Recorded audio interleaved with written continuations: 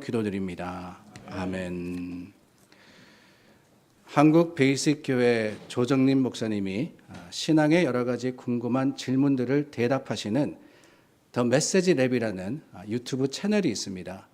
아마 여러분들 중에도 보신 분들이 계실 것 같은데 거기에서 나누어진 질문과 답을 조정민의 답이라는 책으로 엮어내셨는데 지난 봄에 두 번째 책이 발간되었습니다. 그 두 번째 책의 부제목이 참 마음에 와닿았어요. 메마른 세상에서 깊은 사랑으로 살기입니다. 메마른 세상에서 깊은 사랑으로 살기. 삶이 분주하고 바쁘다 보니 하나님과 깊은 관계를 맺을 여유도 없는 그런 메마른 삶을 우리가 살아가고 있다라고 하십니다. 여러 두려움과 염려로 우리가 걱정과 근심에 쌓여 사는 모습을 메말랐다라고 표현하시죠. 관계와 믿음, 물질과 생활, 세상의 여러 문제가 우리를 메마르게 할 때 그 해답은 사랑밖에 없다. 사랑이 답이다. 라고 선포하십니다. 그러고 보면은 참 세상이 각박하기는 각박합니다. 예전엔 지나가다가도 모르는 사람이라 할지라도 힘든 일을 겪는 것을 보면 누구나 멈춰서서 도왔는데 이제는 삭막한 세상을 살다 보니까 혹시라도 돕다가 애먼한 어려움 당할까 봐 못 본 척 지나가기가 일쑤입니다. 이웃 사촌이라고 했는데 솔직히 옆집에 누가 사는지 어떻게 사는지 관심 없을 뿐 아니라 관심 가져서도 안 된다라고들 하죠. 팬데믹을 지나면서 더 그렇게 된 것 같습니다. 감염의 가능성 때문에 거리 두기를 실천하며 살자 그랬는데 이제는 몸만 아니라 마음도 거리를 두면서 살아가는 것에 익숙해져 버렸습니다. 정말 메마른 세상입니다. 그러나 여러분, 세상이 아무리 메마르다 할지라도 우리도 그렇게 살 수는 없지 않겠습니까? 조 목사님의 도전과 같이 세상이 각박하지만, 세상이 메말랐지만 우리는 주님의 사랑을 받고 그 사랑을 아는 사람이기 때문에 오히려 깊은 사랑으로서 서로 충만한 넉넉한 삶을 살아야 될 겁니다. 오늘 저희가 나눈 본문에 에스겔이 본 마른 뼈의 골짜기가 나옵니다. 2절 말씀해 보니까 그 뼈들이 very dry, 아주 메말랐더라 하고 있습니다. 아주 말랐더라. 바짝 메말랐다라고 하는 겁니다. 소망이 없고 삭막하기 그지없는 광경이었습니다. 마치 이스라엘의 현실 같아 보였어요. 이때는 이스라엘이 바벨론의 포로로 붙잡혀가 생활하고 있을 때였습니다. 소망이 사라져버렸고 고통과 아픔만이 어두운 구름처럼 모든 백성을 뒤엎었습니다. 바로 그때 하나님께서 에스겔 선지자에게 보여주신 장면이 바로 오늘 골짜기의 모습이었던 겁니다. 이러한 모습이 이스라엘의 절망적인 상황을 암시해주고 있었어요. 그들에게 생명의 흔적이라고는 하나도 없었습니다. 마른 뼈라는 표현이 그것을 말해주고 있어요. 이스라엘 민족은 끝났습니다. 소망이 없을 뿐만 아니라 다시 회복될 능력도 없는 상황입니다. 이미 하나님의 심판을 받아 멸망한 상태, 오늘 본문에 보면 멸절했다 이야기하죠. 끊어졌다는 거예요. 멸절한 상태로 포로 생활만을 하고 있었던 겁니다. 그 참혹한 광경을 보면서 반쯤 정신줄을 놓고 있을 때 하나님이 에스겔에게 물으십니다. 인자야, 이 뼈들이 살아날 것 같으냐? 이 뼈들이 살아날 것 같으냐? 마른 유골이 다시 사람의 형체를 갖추고 살아난다는 것 말이 되지 않습니다. 자연의 법칙을 거스르는 겁니다. 생명이 있는 것은 언젠가 죽고 그 육체는 썩어서 흙으로 돌아가고 마지막에 뼈만 남는 거지, 뼈가 살이 붙어서 서로 연합하여 생명을 회복한다는 거 절대로 말이 되지 않는 일입니다. 그 사실을 에스겔이 모를 리가 없어요. 그런데 그렇다고 하나님이 물으시는데 안 됩니다 라고 할 수도 없고, 어떻게 보면 가장 애매한 답을 합니다. 주 여호와여, 주께서 아십니다. You know. 주 여호와여, 주께서 아십니다. 난 모르지만 주님 아시잖아요. 그때 하나님께서 에스겔에게 다음을 그 마른 뼈에게 선포하라고 하셨습니다. 5절과 6절 말씀이죠. 내가 생기를 너에게 들어가게 하리니 너희가 살아나리라. 너희 위에 힘줄을 두고 살을 입히고 가죽으로 덮고 너희 속에 생기를 넣으리니 너희가 살아나리라. 또 내가 여호와인 줄 너희가 알리라. 얼마나 말이 되지 않는 말씀입니까? 이해가 안 될 뿐만 아니라 가능하지 않는, 그 가능하지 않는 선포를 뼈들에게 하라고 하는 거예요. 사람도 아닙니다. 뼈들이 어떻게 듣는다고 그 말씀을 대언하여서 선포하라고 하시느냐. 에스겔의 마음이 어땠겠어요? 그런데 여러분, 그럼에도 불구하고, 이게 중요합니다. 그럼에도 불구하고 이해가 되어서가 아닙니다. 그러나 그럼에도 10절 말씀에 보면은 내가 그 명령대로 대언하였더니 라고 하고 있습니다. I prophesied as he commanded me. 하나님이 내게 명령한 대로 가감없이 에스겔은 그 말씀을 뼈들에게 선포했던 겁니다. 그럼에도 불구하고 저는 이게 믿음이 아닌가 생각합니다. 다 알고 이해가 되어서 아멘은 아니지요. 아직은 모르겠습니다. 아직은 불안하고 마음이 흔들리지만 하라고 하시면 하는 것, 그게 믿음이 아니겠어요? 우리는 흔히 믿음을 확신이라고 생각하기가 있습니다. 그래서 내게 확신이 없으면 믿지 않는 것이다 합니다. 믿음대로 될지어다 라는 말씀 앞에 여러분 솔직히 내가 완벽하게 믿음으로써 아멘 하지 못할 때도 너무나도 많지 않습니까? 구하고 바라지만은 원하는 것이 이루어지지 않을 때 우리는 믿음이 없어서, 아니 믿음이 약해서 되지 않았다, 그렇게 이야기하고 맙니다. 정말 그렇습니까, 여러분? 정말 확실하게 믿지만, 간절하게 구하지만 이루어지지 않을 때는 어떻게 합니까? 믿는 대로 다 됩니까? 아니죠. 아닙니다. 믿음으로 간절하게 내 몸에 질병이 낫기를 구했지만은 결국 낫지 않을 때도 있더라는 거예요. 바울이 그러지 않았습니까? 3번이나 그 몸의 가시를 제거해달라고 하나님께 간절하게 기도했다 그랬습니다. 그런데 그럼에도 불구하고 바울이 나았습니까? 아니에요. 하나님이 들어주시지 않았습니다. 그럴 때 우리가 그 모습을 보면서 간편하게 바울이 제대로 믿지 않아서 그렇다라고 할 수 있느냐는 거예요. 바울이 건성으로 기도했기 때문에 하나님께서 그 기도를 응답하지 않으셨다. 그렇지 않습니다, 여러분. 믿음대로 된다는 것은 내가 바라고 원하는 대로 이루어진다는 것을 확신하는 것이 아니라는 거예요. 믿음은 확신이 아니라 순종이며 의지입니다. 내 의지가 아니고 하나님을 trust하고 rely하는, 하나님을 의지하는, 그게 믿음이지 확실하냐 마냐, 되냐 마냐가 아니라는 거예요. 구하는 대로 낫지 않아도, 믿는 대로 되지 않아도 내가 원하는 대로가 아니라 하나님의 뜻대로 되기를 바라고 그 뜻을 수용하는 것, 그 마음이 바로 믿음입니다.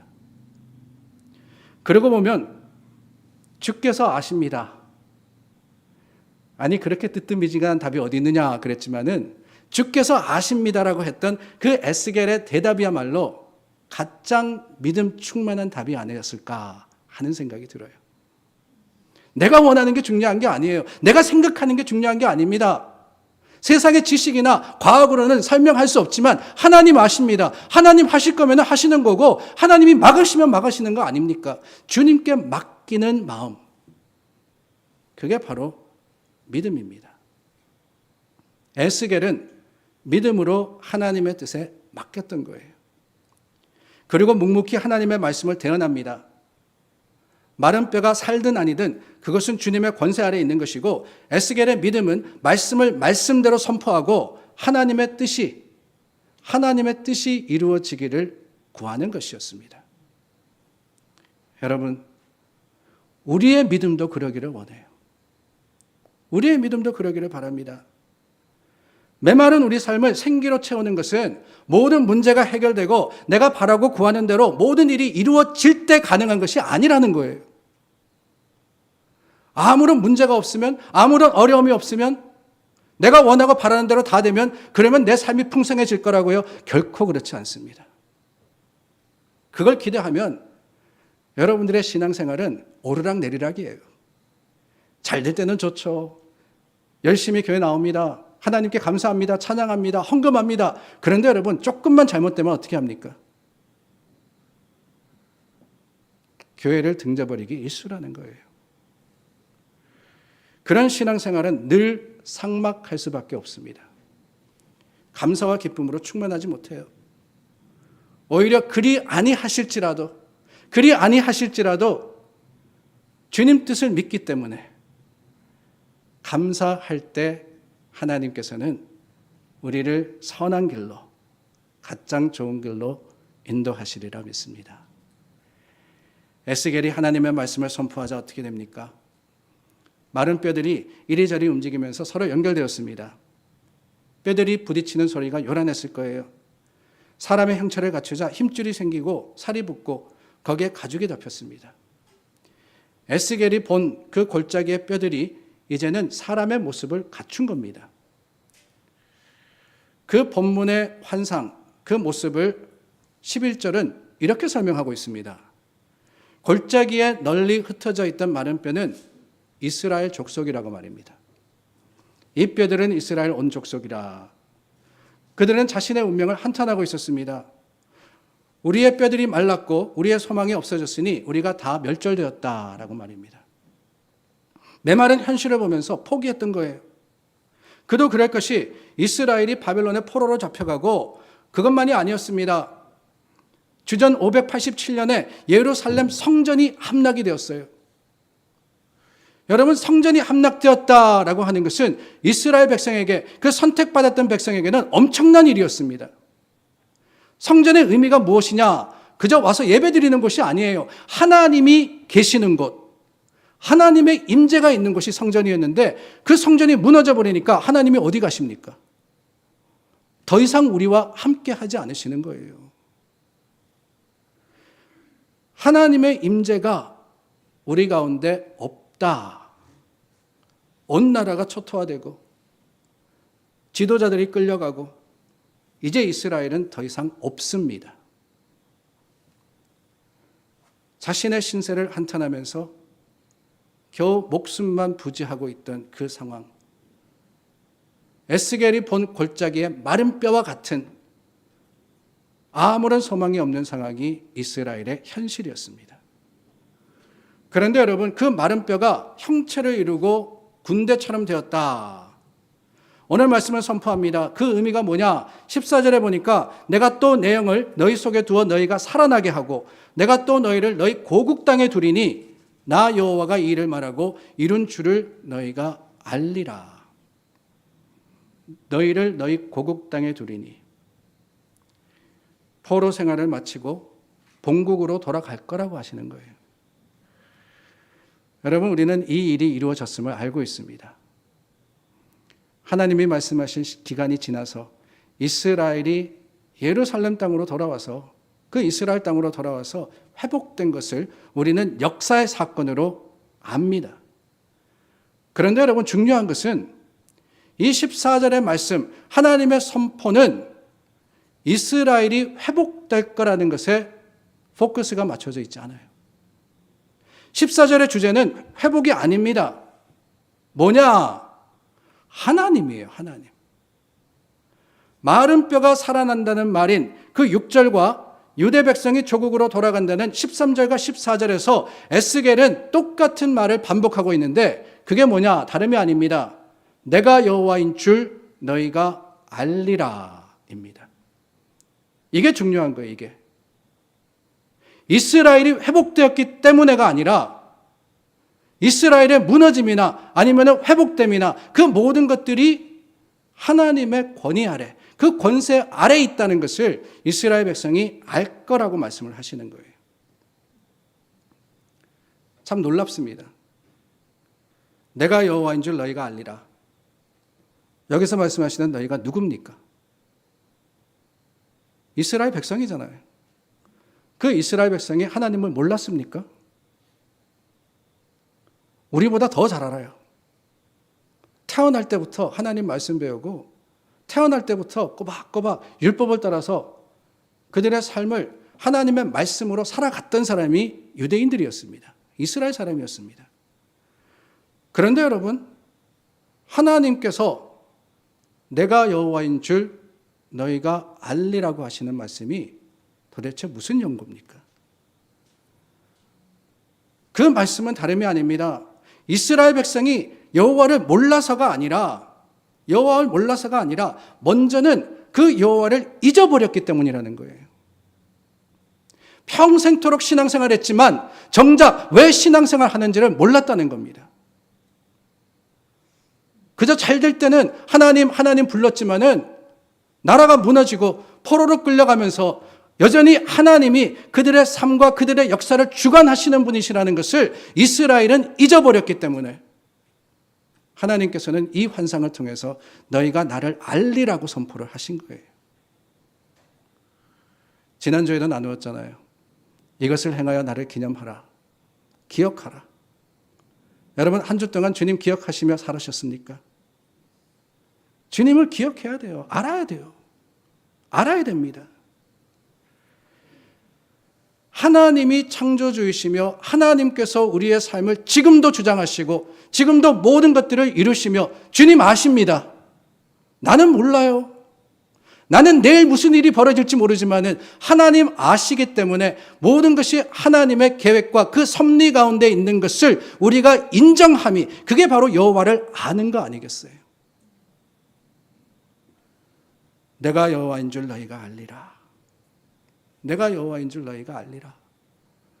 그 하나님을 알면 어떤 상황 속에서도 우리는 여전히 소망할 수 있습니다. 아무리 그 골짜기의 마른 뼈와 같이 very dry, 메말랐다 할지라도 거기에 생명이 있음을, 생명의 약속과 그리고 생명의 하나님의 주시는 그 확신이 있음을 우리는 기억하고 감사할 수 있으며 찬양할 수 있는 거예요. 현실을 바라보면서 메말랐다, 힘들다, 어렵다 라고 할는지 모르겠지만 여전히 그 순간마저도 하나님의 권세 아래에 있음을 우리는 기억해야 하는 겁니다. 얼마나 안타깝습니까? 잊어버렸기에 알리라 하시는 하나님의 말씀 앞에 이스라엘이 얼마나 부끄러웠겠어요. 안다고 자부했는데, 누구보다도 하나님을 잘 안다고 했는데, 누구보다도 열심히 신앙생활 한다 그랬는데, 누구보다도 하나님의 뜻대로 하나님이 원하시는 대로 살아간다 했는데 하나님이 모른다라고 하시니 얼마나 부끄러웠겠습니까? 그런데 여러분, 오늘 우리도 마찬가지라는 사실이 더 부끄럽습니다. 현실 앞에서 우리가 하나님을 잊어버릴 때가 얼마나 많아요. 하나님을 잊어버리고 염려하고 걱정함으로 그 자리에 주저앉기도 하고, 아니 하나님을 잊어버리고 오히려 교만해하기도 하지 않습니까? 주님이 주관자시라는 사실을 우리가 기억한다면, 하나님이 모든 것을 창조하시고 우리는 피조물이라는 사실을 우리가 인정한다면 어떻게 우리가 삶에 일어나는 조그만 일들을 가지고 실망하기도 하고 자만하기도 하고 그럴 수가 있겠어요? 천지를 지으신 하나님께 뭐가 문제고 뭐가 어려움이겠습니까? 하나님의 뜻이면 마른 뼈도 생명이 되어서 일어나잖아요. 불가능을 가능하게 하시는 주님. 아니, 불가능이라고는 없으신 그 주님을 우리가 알고 우리가 고백하면은 세상은 더 이상 두려움의 대상도 자랑의 이유도 되지 않습니다. 우리가 정말 하나님을 의지하고 하나님을 믿고 주님을 고백한다면은 이제는 주님만이 우리 소망이 되시고 주님만이 흔들리지 않는 반석이 되어 주시는 거예요. 이스라엘 백성에게 마른 뼈가 살았다 선포해도 어쩌면 그들의 현실 가운데는 막연한 꿈 이야기가 될 수도 있었을 겁니다. 에스겔이 그런 현실을 모를 리가 없었어요. 그래서 에스겔은 오늘 이야기에서 아주 중요한 한 가지를 강조하고 있습니다. 뼈가 다시 살아났다. 아멘이지만 그것보다 더 중요한 사실이 있어요. 그게 뭐냐? 마른 뼈가 형체를 갖춘 게 다가 아니었습니다. 생명이 되기 위해서는 한 가지가 더 필요했는데 그게 바로 생기였습니다. 이 생기라는 단어가 5절과 6절, 8절, 9절, 10절에서 계속 반복되어서 나옵니다. 하나님은 그 생기가 무엇이냐라는 것을 분명히 선포하시는데 14절 말씀입니다. 내가 또 내 영을 너희 속에 두어 너희가 살아나게 하고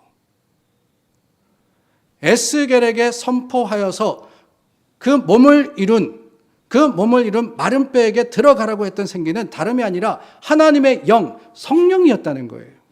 성령이었습니다. 하나님이 창조주이시고 우리가 피조물이라는 사실을 실질적으로 깨닫고 고백하게 하시는 것은 우리 힘과 능력이 아닙니다. 제가 아무리 우리가 하나님을 알아야 합니다. 하나님을 기억해야 합니다. 수백 번을 외쳐도요. 성령이 우리 가운데 역사하지 않으면 그게 내 고백이 되고 또한 내 간증이 되지 않는 거예요. 하나님의 영, 그 영이 우리 가운데 역사하실 때 비로소 우리는 주님의 주시는 생명으로서 넉넉해지는 겁니다. 사랑하는 여러분, 세상이 갈수록 메말라져 가고 있습니다. 우리가 전에 듣는 여러 소식들 얼마나 마음을 아프게 하고 어렵게 합니까? 전쟁도 이제는 그냥 전쟁이 아니더라고요. 사람의 모습을 벗은 그 추악한 모습으로서 서로를 죽이고 총을 들이대고 어디 그뿐입니까? 살기가 참 어렵습니다. 너무나도 힘들어요. 마른 뼈 골짜기 같은 것이 우리가 살아가는 현실입니다. 그러나 여러분 기억하시기를 바랍니다. 하나님이 우리에게 생기를 불어주시면 하나님의 성령이 바람에 불면 달라지는 거예요. 달라집니다. 하나님이 하나님인 줄을 알고 깨닫는 자들에게는 하나님의 성령의 역사가 일어나며 마른 뼈와 같은 삶이라 할지라도 어느 순간 주님의 생기로 말미암아 살아나고 일어나리라 확신합니다. 죽은 나사로를 살리셨고 달리다금 일어나라 라고 선포하신 주님의 능력이 저와 여러분들 가운데 임할 때 우리의 현실이 참 어렵고 힘들더라도 이민생활 얼마나 어렵습니까? 덩달아 신앙생활도 가란 이때 관계도 멀어지고 소원해지지만 하나님의 생기가 우리 머릿돌 교회에 불어서 우리가 먼저 주님의 능력으로 넉넉해지고 주님의 사랑으로서 충만함으로써 이 메마른 세상을 촉촉하게 하나님의 주시는 그 성령의 비로소 가란 땅에 주님의 주시는 생기가 될 때 하나님은 우리 교회를 통해서 뜻하신 그 모든 것을 이루어 주실 뿐만 아니라 우리 삶이 형편에 좌우되는 것이 아니라 말씀의 반석 위에서 흔들리지 않는 확신이 되게 하시리라 믿습니다. 우리 함께 기도하겠습니다.